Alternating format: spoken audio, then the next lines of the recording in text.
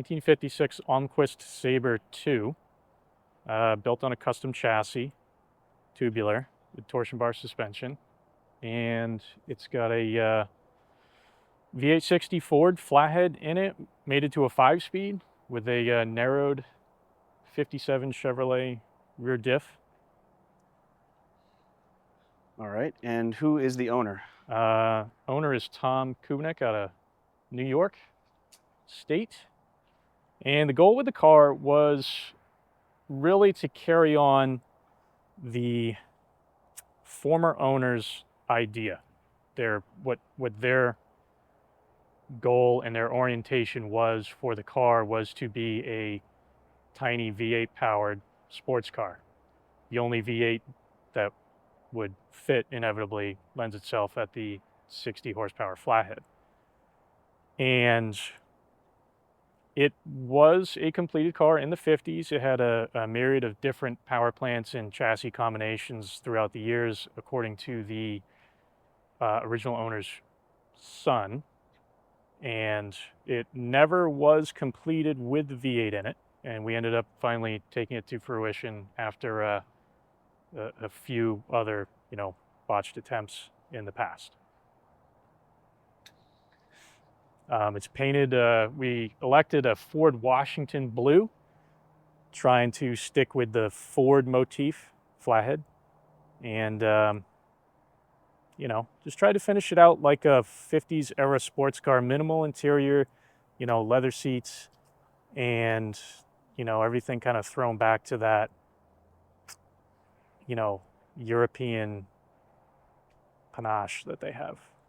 Now, if I remember correctly, some of the mods you guys made, or maybe I'm remembering this wrong, this inlet in the fender, right? Wasn't this scallop inlet always flush, or? Yeah, so the original car, obviously you could option headlights in this iteration, or the factory they came with them, like in the grill. It was really kind of weird.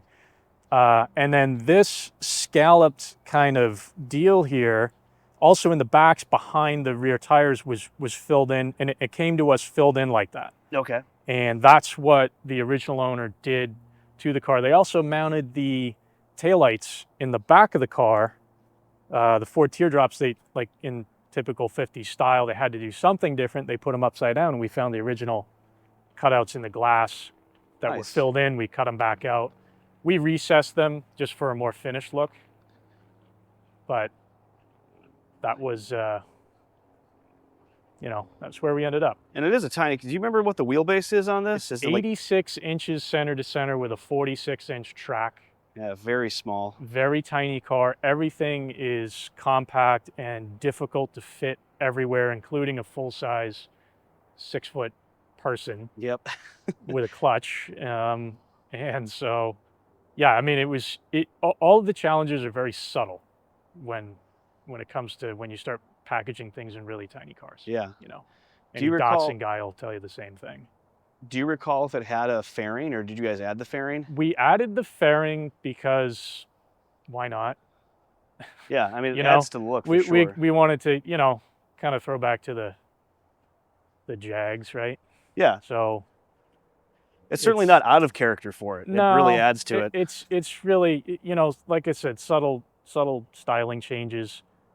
Taller windscreen, 2-piece, aluminum frame, kind of like a Duval. Like if you were to see a Duval back in your early hot rodding. Yeah, I like that it doesn't have a perimeter frame. It's just got the base just mount. The glass, right? Yeah. Is it actually glass, or is it Lexan? No, this is Lexan. Okay. That Lexan. Makes sense. And then the Kaiser instrumentation, that's interesting. Is that Jeff, or was that you? No, that was us. We needed to have, because again, the packaging is so tight and so small, you can't fit, a gauge cluster. But you can't fit a bunch of different instruments across the dashboard, because the engine set back, along with the firewall position and the depth that you have for the dashboard isn't there. We also saw it with some of Jeff's other Kaisers, and we thought, boy, his last name is Kubnik. We should put that instrument cluster in there. Nice. So we needed a singular thing. The only other ancillary instrument is the tack, which naturally is a Sun tack of the time, which would have been mounted somewhere in you know, on top of the dash if you're a hot rodder back in the day, which would have been someone that would have built this car. Absolutely. And I don't know Almquist as well as I should. Do you recall if this had 2 doors or no doors or 1 This door? came with the doors cut out. Okay. Again, you could have factory optioned that, I guess, from Clearfield Plastics or Almquist by 56. And I see why, you know, they don't really cut out doors very often on these cars, because it just adds, you know, yet again another massive set of challenges to hinge them in a very tight spot, also get them to close, and then there's no jam Right. for them to close against. So are they hinged on the jam, or do they flip down? they're hinged suicide, like on the back. Okay. Yeah, let's take a look. So we use Corvette, you know, Corvette knobs, and they hinge in the back. Well, that must make it so Just much like that. easier to get in. It does, but again, you know, we had to make everything, get it to fit, and it still needs probably a little tweaking here and there. That looks great. Yeah, and you really have a very thin body shell profile that you've got to hop over and not catch your foot on. Right, yeah, and so there's no jam, because you start putting a jam in, then you can't fit because the seat goes in. Yeah, you've already got narrow space in there. What's the track on it? Like 48, 47? It's 46. Okay, yeah, it doesn't leave a lot of room. You're lucky you got 2 seats in there. Yeah. Is the hood lift off, or is that hinged too? The hood is hinged forward. Yeah, let's take a look at that. See what's under here. Oh, that's interesting. I didn't realize it was set so far back. So it's almost kind of mid-engined. It's set really far back and really, really, really low. Yeah. Again, sporty. We just kind of set the shifter position in the car, sitting in it, and then everything went forward from there. So with the T5, the shifter's back on the tail shaft, stuff like that. But we wanted a good, wanted a good sporty kind of car. Yeah. And the engine's been gone through about as much as you can go through a 60 and still keep it like drivable on the street. It's obviously has a... I see you've got some period speed parts on it, the Eddie Mayer Hollywood intake and some Edelbrock heads. Yep. Came to us with the Edelbrock heads, which I modified again for slightly higher compression to work with the domed pistons that were in it. It's been bored about as much as you can get out of a 60, which isn't a lot. But yeah, I like a lot of it. We still made the effort. I like a lot of the touches too, like the wire cloth in here and the loom throughout the motor. Yeah, we tried to keep it like what would you put on your early Ford. You know, if you're back in 1957, 8 building this car, you're a hot rodder. We just tried to keep everything as 1956, 7, 8 as possible, and with a few exceptions for drivability factor. Sure. You know, alternator being one. Right. Otherwise, it's pretty well like what you could have put together if you were really good. You know, if you were a really good fabricator back in the 50s, you could probably put it together. And now the chassis build on this, is this kind of like a Curtis KK500 inspired chassis? It's inspired in the sense that it uses torsion bars. Okay. Otherwise, it's completely on its own. Trying to keep things sporty on the car, we tried to situate all of the weight or the mass of the components as low as humanly possible. So we ended up putting all of the weight almost underneath the top side of the tires. Mm-hmm. And it's got a fiberglass tub as well, right? Like everything. Yeah. Is there anything metal, or just the trans tunnel? The whole the trans tunnel is fiberglass too. Oh, is it really? Okay. It is. Yeah, we smoothed it out and painted it. I see. Everything else is, it's all fiberglassed in one like big bucket bonded to the body. Nice. Problem is steering wheel. But it stays on, right? You don't have like a quick disconnect? No, I put a quick disconnect, but I made this like cover. Oh, okay. So you don't see how ugly it is, but you can just reach under. Oh, look at that. And you can take it out. So, because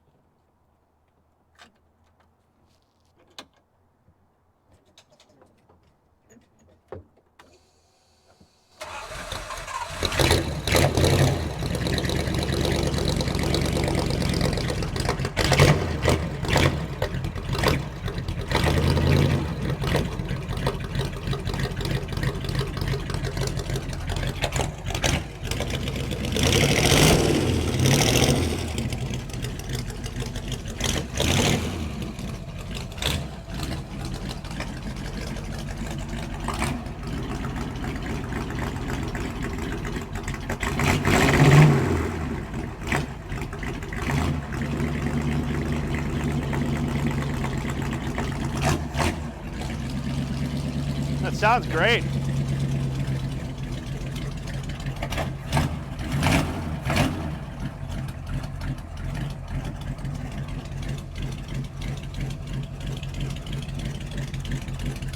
Want to try and go for a little ride? I'd love to, yeah. I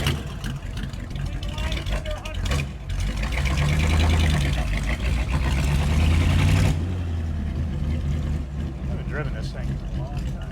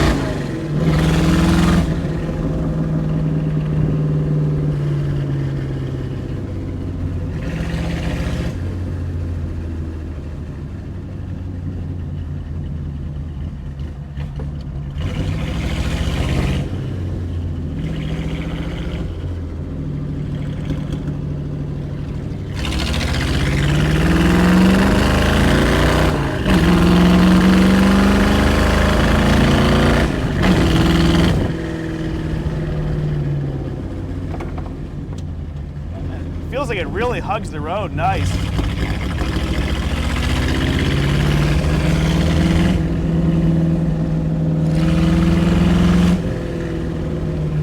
We put really big brakes.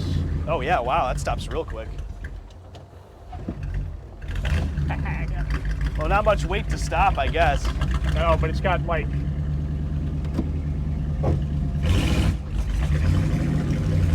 really, really, really big brakes for the weight of the car.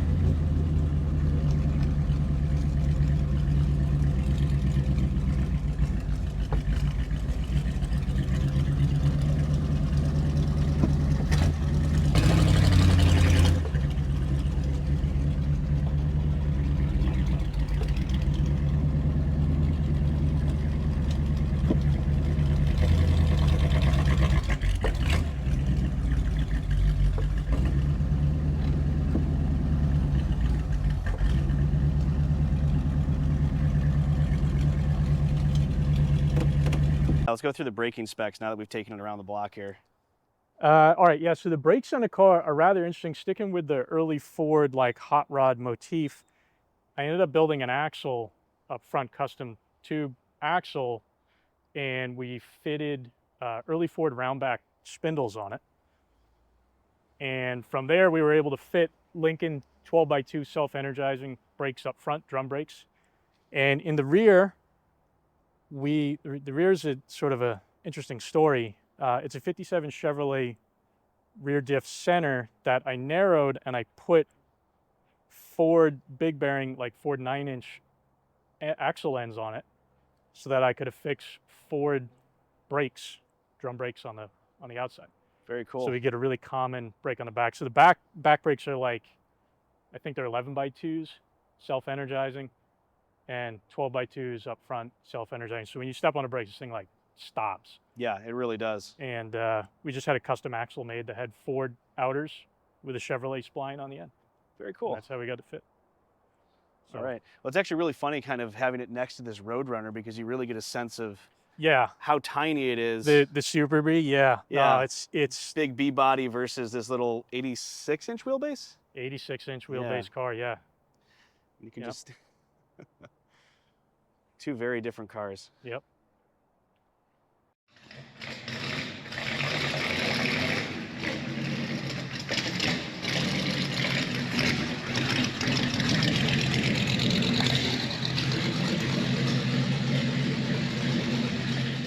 My name's John. I own J&J Performance in Venice here. And my deal is I work in the performance motorsports aftermarket. I work on race cars, do some restoration work, things like that. Specialize mostly in welding, fabrication, and 12 volt. Well, let's start with this thing, this radical, crazy looking yeah, car. So this is, I always tell people this is either going to be brilliant or really dumb. There's not going to be much of an in-between with this one. This is this is another Almquist Sabre II, 1956. This is a land speed attempt. We're racing J blown modified Grand Touring, which is a blown gas class out there, modified. And it's a very open class. There's not a lot of people racing right now. Let the cat out of the bag. And we chose J, which is 750cc and less, simply because that's really like a throwback to the old H-mod racers of the 50s, where they used to run 750 Crosleys. Except this, instead of having a 750 Crosley, we went with a 01 to 04 Suzuki GSXR 750 turbocharged, obviously, to try to get reliability and power so we can actually push past some reasonably quick speeds out there.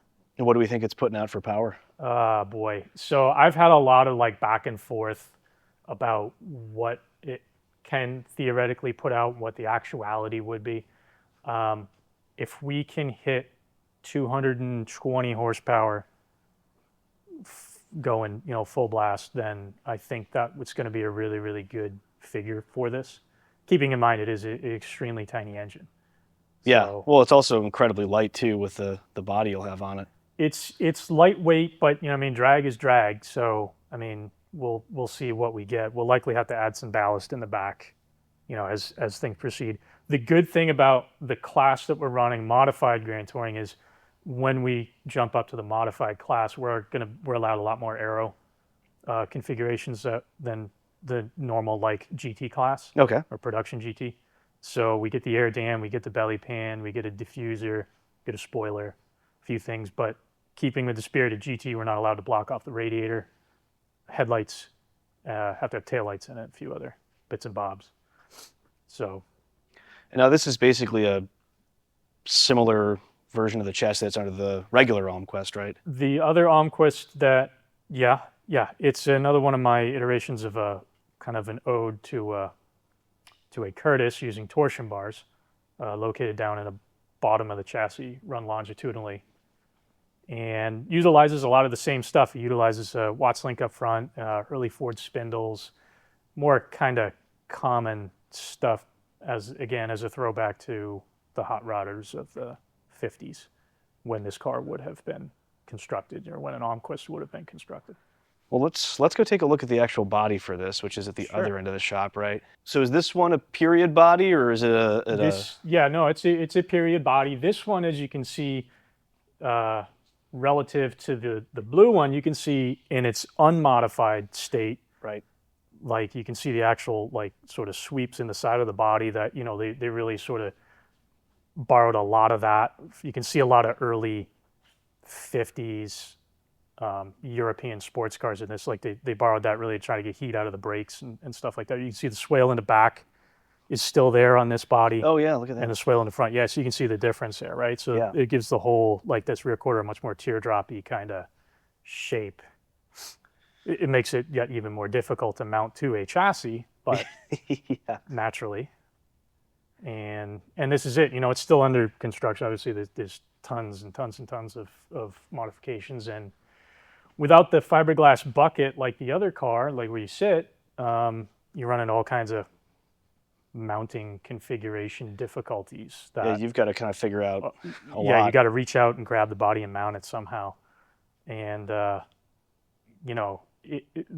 it's my firm belief this is why a lot of these cars didn't really make it from the 50s. The idea is great. Yeah, buy a body, throw it on a chassis, but then the actuality is like, well, how do we do that? And they keep in mind, fiberglass wasn't easy to like get a hold of, resin and mat and stuff as the normal guy, nor did they really know how to work with it.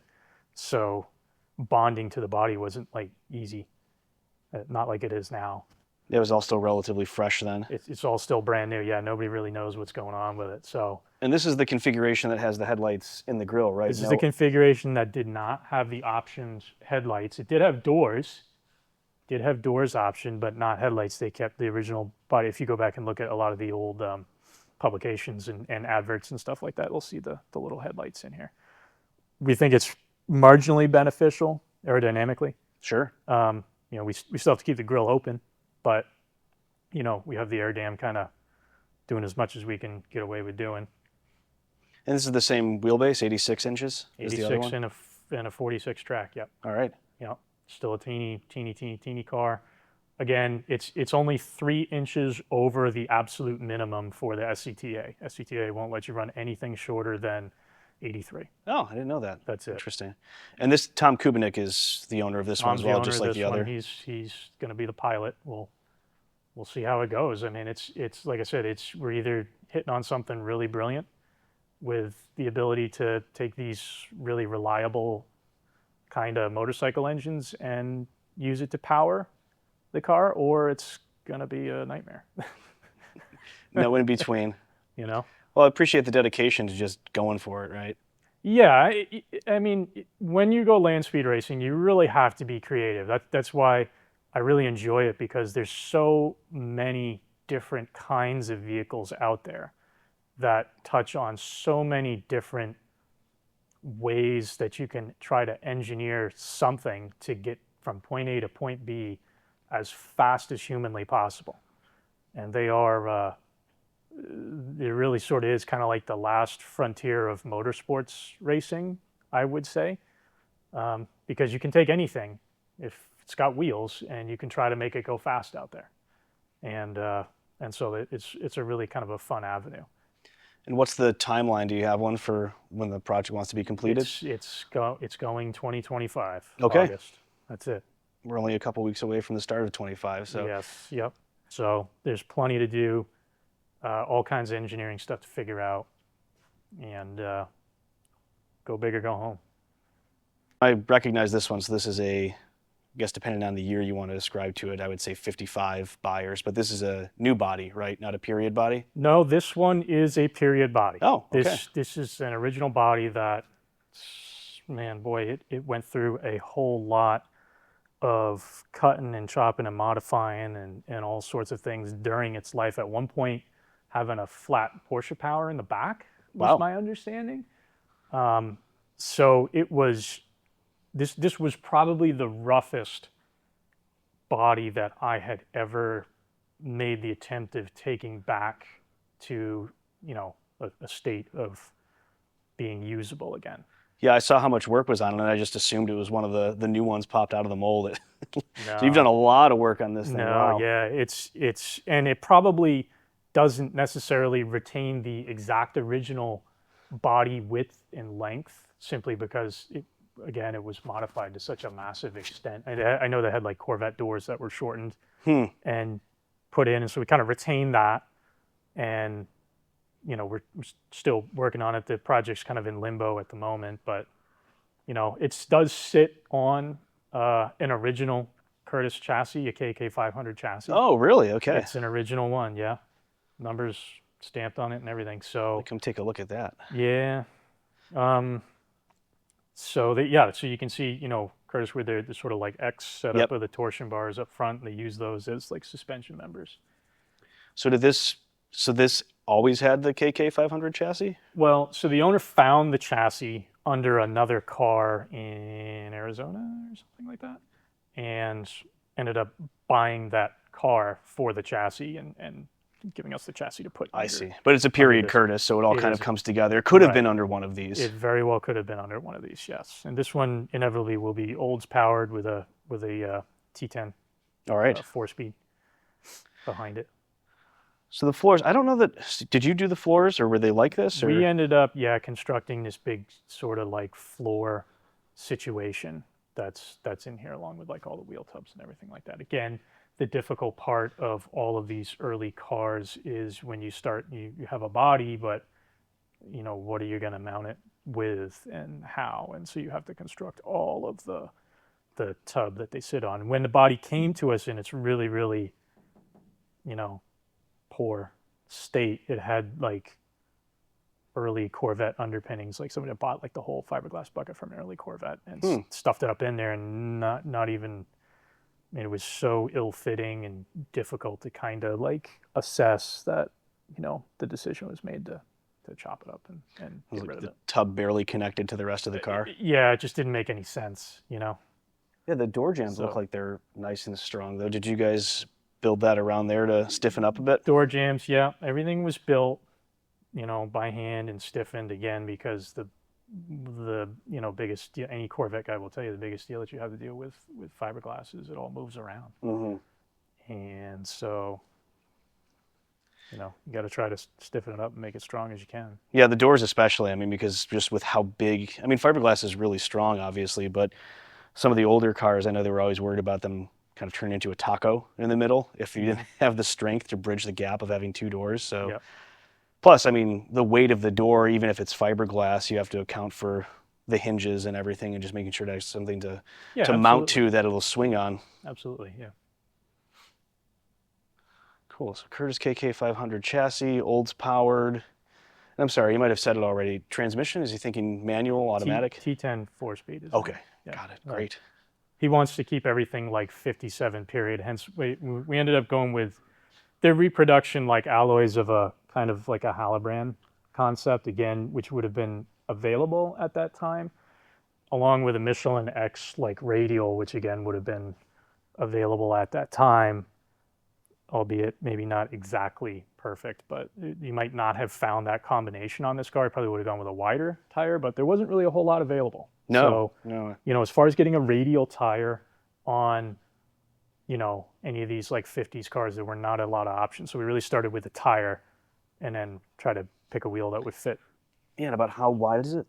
You know, I don't remember. It's not very wide. No, maybe it's like a 185 16. So yeah, pretty narrow. It's a relatively narrow, but you know, there's a radial. Well, the Buyers are great cars. I mean, there's a couple of restored examples out there, but they really are pretty. And I always love when I have folks come to my shop and they gravitate towards my Buyers or a number of other cars, but especially the Buyers, and they look at the front and they go, "Oh wow, it's a Cobra," and I have to remind them, no, actually, this was designed before the ACAC even became the Cobra by like 7 years. So yeah. It might be the other way around. Just kind of it's funny to see how much larger manufacturers borrowed aesthetically from these small one-off vehicles. I mean, the car community was pretty small, you know, even in the 50s, and a lot of those designers and manufacturers they ended up bumping into each other, and you know, it wasn't unheard of to borrow designs and take pictures and things like that. And not at all. And I mean, John Bond, you know, editor of Road and Track, had his car featured and on the cover, I think, in '57. Okay. Which still predates the Cobra by years. And to have it as a cover car and covering the build over the course of a couple issues in Road and Track, it's not like it wasn't unknown or widely seen. Right. Okay, so moving on to some of the other cool cars here in the shop. So this is an Allied Swallow, which is an exact copy of the Cisitalia, which I know I'm pronouncing wrong, but I hate saying it, Cheesitalia, which is technically the correct way to pronounce it. But just don't let any Italians hear you. No, I'm sure I've butchered far worse words than this. But so they took a splash mold of Bob Peterson from Peterson Publications' original actual Cisitalia, and Bill Burke and Mickey Thompson and Roy Kinch started the Allied Swallow cars, Atlas Swallow. And this is one of the ones that I believe, yeah, this is the same size as the actual car, and then they made the wider ones, the Blackhawk. Yes, correct. Which I think I think there was a Blackhawk floating around at one point. I think Jeff had made molds for new bodies. Jeff has a mold for making a Blackhawk, yeah. All right, well, tell us what you know about the history of this one, because this one's pretty neat. So I don't know a whole lot about the actual history of this car. I do know that it came from the Pacific Northwest originally. It did and was registered and titled and was a completed car back in the 50s. As far as I know, it had Cadillac power and a 4-speed, which is what is slated to go back in. The chassis is its own sort of amalgamation of tubes and bits and pieces, and it's really 50s sort of engineering. Almost, you can really almost see where like maybe someone had some aviation background to them Mm-hmm. when they constructed this. It's composed of like an early Ford rear diff that's been narrowed with a transverse spring in the back sprung behind the diff with like almost like a 3-link setup, top link and, two triangulated lower links. Yeah, that is pretty wild. It's certainly, it's something. Let's take a look at the chassis under the hood if we can. Yeah. And as far as I know, the front end, and you'll have to, somebody will, I'm sure, correct me at some point. The only thing that I know, other than the fact that it is all custom tubes that have been constructed in here, is that it's some sort of Jaguar independent front. So it's got to be something of that vintage of early to mid 50s. And, someone wants to identify it and let me know, that would be great. I'm sure somebody in the comments might be able to figure it out.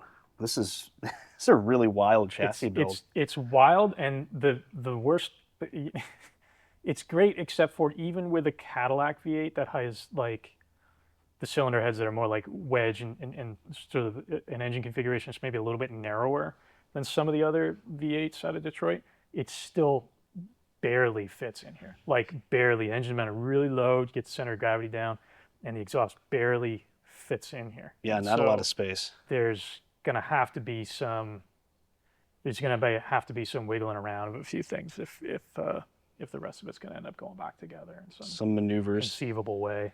And it had a single windshield wiper. I don't see any indication that there was a second one. That's all one you need, big man. long one. Yeah, I guess. You just got to see him out right in front of you. That's Just it. for the driver. And did you guys cut these in, or were these with the car this already? it came to us just like this. Yeah, with the little vents cut in. I mean, big Cadillac motor in there, and I don't see any vents cut into the inside of the wheel wells, so you're really just relying on this grill opening, which is pretty sizable, but I'm sure they probably wanted some extra airflow coming through there. Yeah. And if we come around back, I think you had said that somebody had widened it previously. Yeah, as Little far bit. as I'm aware, the previous shop was working on it out in Seattle or something like that, a number of years ago, and they ended up doing like widening the back of the body. I'm not exactly sure why or for what reason. I mean, again, I feel like the body needs work elsewhere in a couple of different ways, but yeah, I'm not sure what's going on there. I feel like it needs to probably be removed and pinched back down to give it that more, aesthetically. It looks really wide now. It does. And it's going to be much more aesthetically pleasing, narrower. The one thing that I probably wouldn't try to fight against is, Italian designs. That's a smart. Because I don't think, somebody once told me, I don't think the Italians ever designed a bad looking car. And I'm the older I get, the more I'm having a tendency to agree. Yeah, well, this was certainly an iconic design even now. But yeah, it seems strange too, because then you've got a huge gap between the outside face of the tire and the rear quarter here by moving it further out. So I don't know, maybe they were thinking about running a wider wheel or something.